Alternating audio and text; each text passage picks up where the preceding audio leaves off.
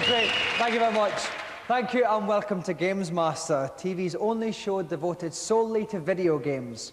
So if the sentence Mario got stomped by a green Koopa paratrooper makes any sense to you, you're tuned to the right church. If it doesn't, and you're one of those people who think Game Boy is a young scout doing bobber jobs, then watch on and erase that ignorance. And to get the show kicked off, let's call up everybody's favourite uncle, GamesMaster, for the first challenge. Greetings, and I'd like to take this opportunity to say how delighted I am to see you again. If you enjoyed last week's challenge, I think you'll find tonight's three little jaunts an absolute hoot. First off the starting blocks, an endearing young fellow by the name of Sonic the Hedgehog. Your task? You have 2 minutes to collect 150 rings or more on the second level of an area known as the Green Hill Zone. These rings are dotted around a tropical landscape plagued with all manners of hostile creatures and booby traps, every one of them intent on thwarting young Sonic's progress. And beware, the slightest collision will cause you to lose all your rings, and the challenge will be over. So, 2 minutes, 150 rings or more. Happy hunting? And trying to find the rings on this prickly challenge is Alex Ferry from Stanmore.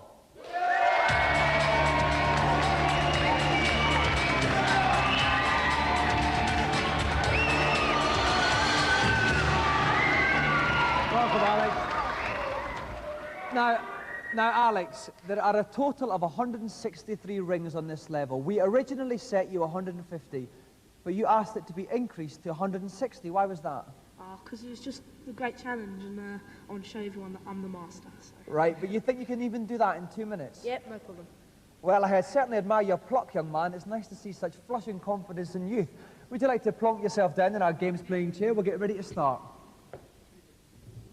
And joining me in the pulpit is a man who knows more than most about this machine, Sega Power Magazine's deputy editor, Neil West. Neil, welcome to GamesMaster. Thanks, Dominic. Now, we have a very cocky young competitor here. What advice could you give him? Certainly do. 150 is tough enough, but 160. Basically, you can whiz through this level very quickly, but you'd miss the rings. There are some very tricky stages, so pick up an invincibility shield before you take them on. That's my advice. Okay, is our competitor ready? Yep. Then, Alex, your 2 minutes begin now. Okay, off he goes. 4 rings straight away, no problem. Right, we can see the clock in the top left-hand corner, the number of rings he's got underneath it. So he's on 9. He started quite well. He's not doing too bad. As you can just see, he curls up in a ball when he jumps, and he can actually kill the baddies. What he's got to watch out for is if he walks into a baddie, runs into one, or just lands on top of one after falling, then he takes a hit. And the problem there is that he drops all his rings. You've got to remember, there's only 163 in the whole level. He's after 160, so he really can't afford to miss any whatsoever. Okay, well, he's coming up for 30 seconds just about here, nearly a quarter of the way through. Okay. What's this he's just That got? was a little television screen. Inside those, Oh, my word, he's powers. He just smacked through some walls He there. did. The one he just picked up gives him speedy moves, make him faster. Those two there have 10 rings each, and now he's got, you see he's surrounded by a sort of glow.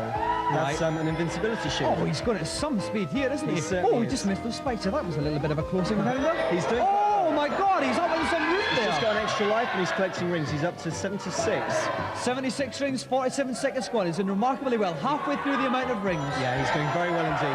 While he's got that shield, it protects him. He can collide into a baddie and he won't lose the rings. Very, very useful. Oh, now what's this lovely little Spangle Sherbert dab around Well, him? he's obviously had his ready break. It also means that he can bump into baddies without having to curl up into a ball. So that's going to help him a lot. I see, so we're just over halfway through.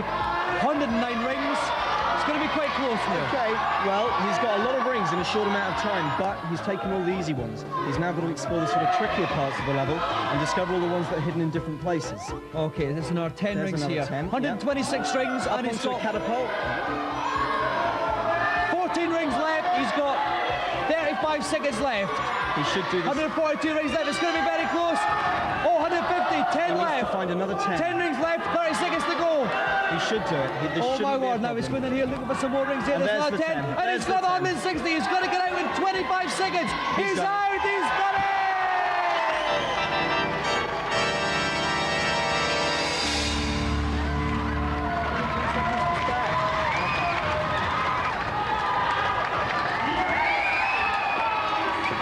Well done, Alex. Now, Alex, you had 23 seconds to spare. You made it look easy. Was there ever any doubt in your mind? Yeah, there was a couple of times, because the only way I could get 160 wings was to bash through the wall, and I'm not very good at that, and I thought I was going to mess it up. Okay, well, as one of our games playing champions, you win the prize that sits lovingly on anyone's mantelpiece, the Golden GamesMaster Joystick! Another round of applause for our champion, Alex!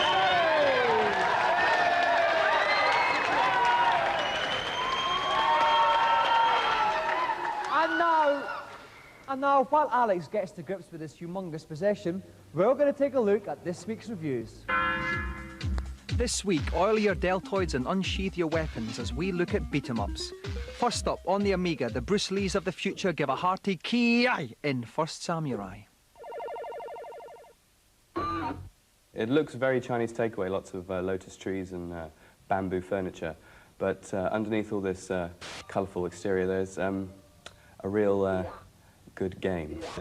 Features some beautiful graphics, brilliant sampled sound effects, bits of Handel's Messiah thrown in for good measure.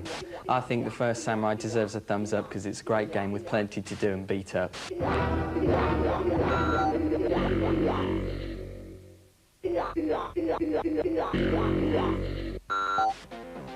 Next, also on the Amiga, we enter the murky underworld of Pit Fighter.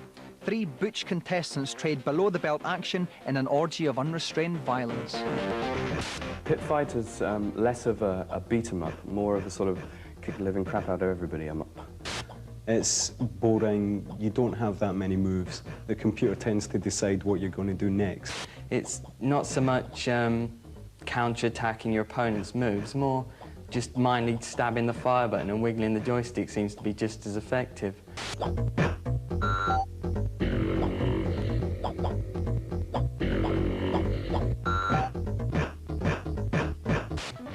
Finally, pulsating pixels of monochrome muscle on the Game Boy with Double Dragon 2. Cute, safe, nice, cool. You walk along and you smack people in the teeth and that's about it. And that's quite good fun as it turns out.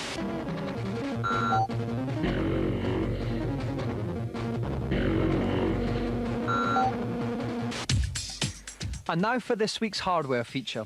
Sometimes all there is between gaming success and failure is the power of your handpiece. Tonight we look at 3 of the latest gimmicks which may just turn you from a limp joystick fiddler into a gargantuan games player. First up, the Power Glove, a futuristic gauntlet that translates hand and arm movements into on-screen action. First of all, you have to enter in the specific program code for the game you're about to play. This game here is Top Gun and the program code is number 3, so I'm now entering program 3. If I pull up on my hand, the plane goes down. If I push forward with my hand, the plane goes up. Small movements to the left to bring the plane round, banking to the left, and the same with the right. When I want to fire my missiles, I simply press my index finger, as so. The glove's pretty good to use. It feels like you're more in the game, and you do get a sweat using it. Next, use your feet as well as your fingers with the QuickJoy foot pedal. You can set through a control on the foot pedal and the buttons on the foot pedal to correspond to the different buttons on the joystick. It was good for the car racing game, and I should think it would be good for, say, a beat-em-up game where you have to kick, but I don't know whether it would be good for puzzle games. And finally, Terence Conran's favourite, the Sega Action Chair. The idea is just to move about in the seat as you would move the joystick up and down, left, right, and push the buttons. You can get very physically involved in the game, and it feels like you're jumping about and practically everything instead of just moving your hand about pressing the button. So, a somewhat mixed bag of reviews this week. But not to worry, for now we go on to our Celebrity Challenge. And here to tell us all about it is the biggest celeb of them all, the GamesMaster. Back so soon? Well, after the whimsical antics of Sonic the Hedgehog, I thought it was about time we tested your physical might. The second challenge is on Sonic Blastman. A megalithic meteorite is careering toward the Earth. You have 3 punches to destroy it and save the planet, a truly Herculean task. The person who records the highest score is the winner. So, roll up your sleeves, and remember that the fate of mankind is at the mercy of your fists. To find the perfect competitors for this unique challenge, we scoured the arcades and gyms nationwide and came up with a perfect competition. British Sonic Blastman champion Paul Turner against one of the most fearsome punchers in world boxing, former British heavyweight champion Gary Mason.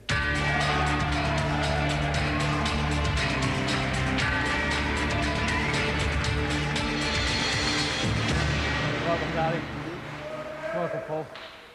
Now, Gary, if I could start with you, Paul is a legend in the arcades, both as a brilliant player and a tough street fighter. How are you going to cope against him? Well, for years, everybody's been hearing about Mike Tyson, but nobody knows about Paul, but I have. So I'm prepared for him. Okay, Paul, Gary's record is very impressive. 36 fights, 35 wins, 32 of which have been knockouts. You must be trembling. Not really. He might be champ in the ring, but he's not champ in the arcade. I'm the champ. Okay, well, we look like we've got a bit of a grudge match here. If you want to see if the tough arcade street fighter topples the polished professional slugger, join us after the break.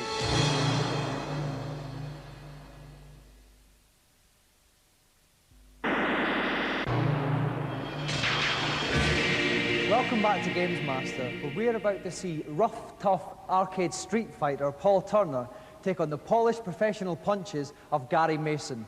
It's a punch-up everybody's been waiting for, so let's call up Paul Turner to take the first punches.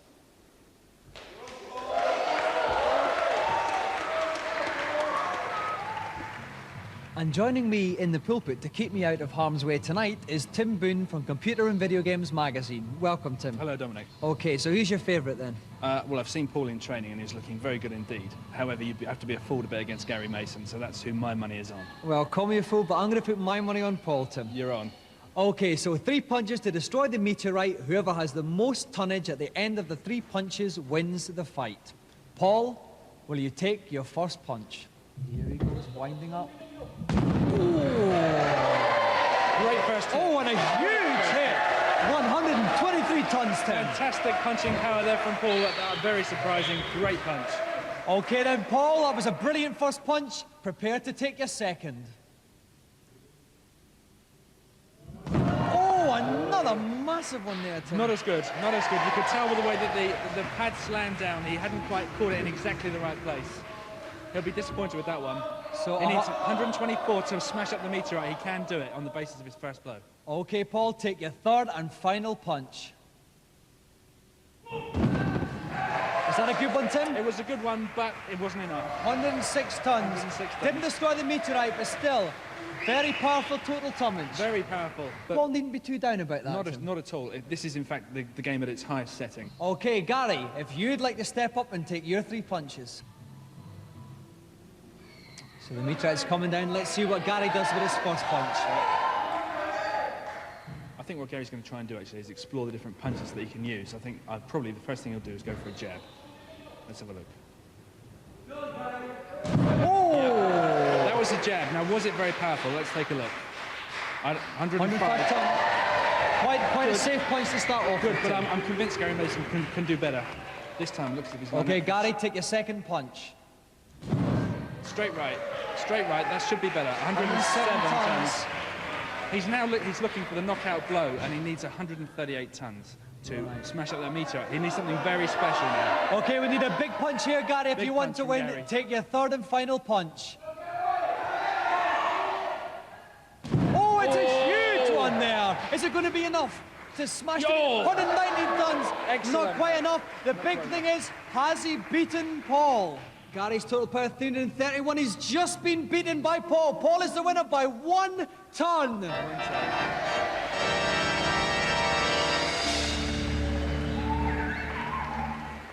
Commiserations, Gary. You had a lovely combination of punches, but it wasn't quite enough on the day. No, it looks as if losing is becoming a habit for me these days. If I could go on to the winner, Paul, I mean, that was stunning. I just done it. It's just on the spur of the moment. I had to beat him. Okay, got to remain a champ. Now, you've beaten Gary on the game. Can we see a match in the ring between the two of you? There'll be a rematch. He knows where to find me. Any arcade, any day. I'm still the champ, and that's where I want to stay. And what have you got to say to that, Gary? Well, I'll be scouring all the arcades during my lunch hour looking for Paul Turner. OK, we'll look forward to the rematch. Meanwhile, Paul, you have won the prize that every fighter dreams of, our special golden GamesMaster joystick. And let's hear it again for the winner, Paul Turner, and our loser, Gary Mason!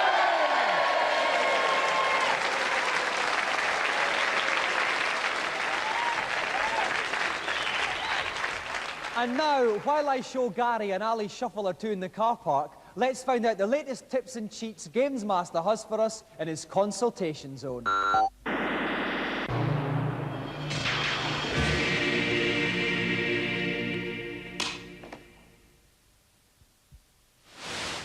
Hello, GamesMaster. Welcome to my kingdom. I am delighted to see you. And what have you got to ask me? After hours of playing on level 3 of Strider, I cannot get past the closing rules section without hearing you getting squashed. Can you help me? Indeed I can, young man. Now listen. Instead of trying to climb up one side of the wall, you should jump from side to side. You will find that your upward progress accelerates, and you should have no trouble reaching the summit before the walls meet. Cheers, mate. Bye. Next, please. Hello, GamesMaster. Hello, and nice to see you. Now, what can I do for you? I heard in Super Mario Bros. 3 there's a secret whistle in the first world, which enables you to warp into a later level. I don't know where it is. Do you have any idea? Do I know where it is? Oh, the audacity of you. Of course I do. The whistle is on level 3 of the first world. But bear with me, because finding it is a little complicated. You will need to jump on top of the 5th block of the level, a white one, then squat for 5 seconds. You will then fall behind the background scenery. Once there, go to the end of the stage, and you will enter a house where the first whistle is kept. Thanks a lot. Next up, please, and hurry along there. Hello, GamesMaster. In Robocop, how do I kill the 2 people at the end of level 2? Good question. Good question indeed. Actually, contrary to popular belief, you don't have to kill both of these men, as one of them is actually the mayor being held hostage. You need to select the machine gun, and then, whenever the mayor in front ducks down, shoot the man behind. If you shoot him 3 times, he'll release the mayor and come charging towards you. When this happens, punch him, and he will eventually die. Right, thanks. Not at all. And I think that's enough goodies for this little session, though I must admit I do rather enjoy my role as agony uncle. Make sure you tune in for our next rendezvous. So, some juicy computer tidbits this week. Now for our final challenge, let's see what GamesMaster has planned.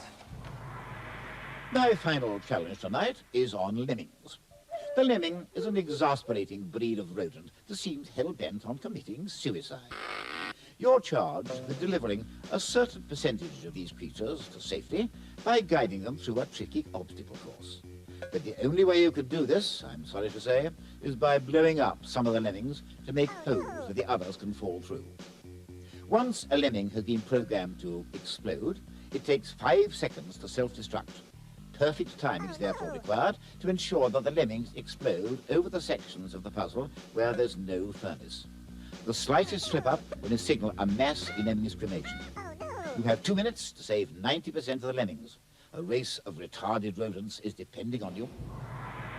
Now, Lemmings is a hugely successful game, and this is an incredibly tough challenge. So we tried to find one of the best Lemmings players in the country, and we found him in Leicester. Please give a succulent GamesMaster welcome to Robert Clark.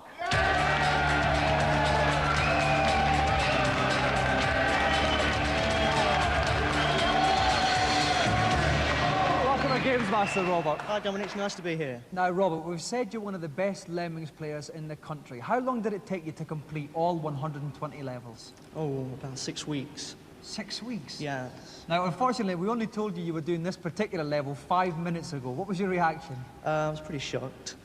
Do you think you can clock it? I'll have a go. OK, then. If you'd like to go and sit yourself down in our pine hot seat, we'll get ready to play the game. OK. Now, we've dragged him back screaming, but back he is, Tom Watson from Renegade. Welcome back, Tom. Nice to be back, Dominic. Now, I know Lemons is one of your favourite games, but this is a very tricky level here we set him. Well, this is very much a right first time level. He's got 91% to get home. He can afford to use up 6. There's only one style of lemming he can use, which is the exploding style, to get through the floors, missing the fires on the way. It'll really test him. Okay, well, let's see if Robert's up to it. Robert, are you ready? Then start saving those lemmings. Okay, the lemmings are starting to come out. He's got to guide them to the exit at the bottom right-hand corner, just off the screen. Tom, how does he go about it? Well, what he's got to do, Dominic, is set up a series of time charges on selected lemmings. You can see the counter working its way down. There are a number of safe compartments on the way. What he's got to do is make sure that all the explosions only take his lemmings through the safe compartments and not the ones with the deep fryers. Oh, no, he's losing a few, but he may be all right. Now he's dropping them straight down. He is doing well. Let's see if he's just doing well enough, because it is 91% that he has to get back. It's a high total. It's very, very tense here. He may have exploded one too many lemons, but there's 1 minute 18 seconds down now. He's got 2 minutes. So 1 minute 14, he's probably got enough time to bring them home. It's just, will it be enough? You can see the percentage counter, clocking them as the lemmings get home, but it's 91% that we're looking for. Okay, he lost a few in the fries. That's all the lemons out now. It's very, very tense here. We can see the percentage going out in the bottom right-hand corner of the screen. It's got to get to 91%. It's going to be very, very close here. I think he's all right on the timer. It really does come down to this percentage mark. Now, it's just tipping 60. We can see the concentration of lemmings at the end where he sped up the release rate. Right, and it's all wild here. How's Robert going to do it? 74, 75, he's going for 91, 80, 81,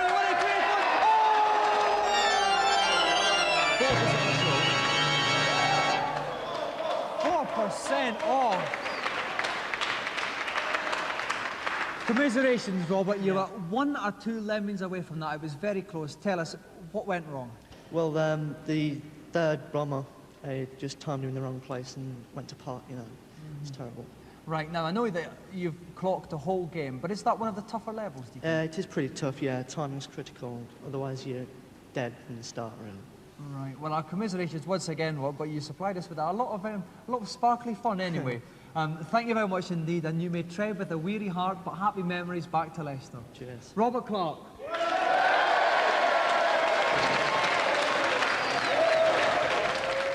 So, with that exhilarating but ultimately fruitless effort, tonight's show comes to an end. Well, it's smoking jacket and steaming jasmine time. We'll see you in 7 days for another GamesMaster. Good night.